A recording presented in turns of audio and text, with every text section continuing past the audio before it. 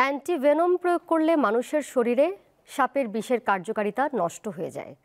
ঘোড়ার শরীরে সাপের বিষ ঢুকিয়ে তৈরি করা হয় এই প্রতিষেধক, কারণ ঘোড়ার শরীর শক্তিশালী অ্যান্টিবডি তৈরি করতে সক্ষম। আজ থেকে ১৩০ বছর আগে অ্যান্টিভেনম আবিষ্কার করেন ফ্রান্সের ব্যাকটেরিয়া বিজ্ঞানী অ্যালবার্ট ক্যালমেট। তখন তিনি ছিলেন ভিয়েতনামে, যা ফ্রান্সের উপনিবেশ। কাজ করছিলেন রেবিস ভ্যাকসিন নিয়ে।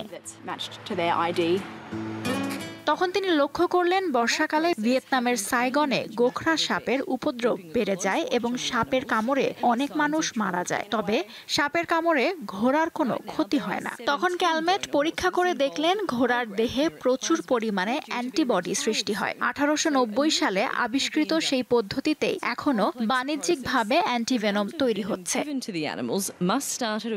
প্রযুক্তির উন্নতির সঙ্গে সঙ্গে এই অ্যান্টিভেনম তৈরি করা হচ্ছে ঘোড়ার রক্তের সাহায্যে। প্রথমে একটি পাত্রে সাপের দাঁত ঢুকিয়ে বিষ সংগ্রহ করা হয়। এরপর ২০ ডিগ্রি সেলসিয়াসে সাপের বিষটিকে রেখে জলীয় অংশ আলাদা করা হয়। এরপর ঘোড়ার শরীরে এই বিষ ঢুকিয়ে দেওয়া হয়।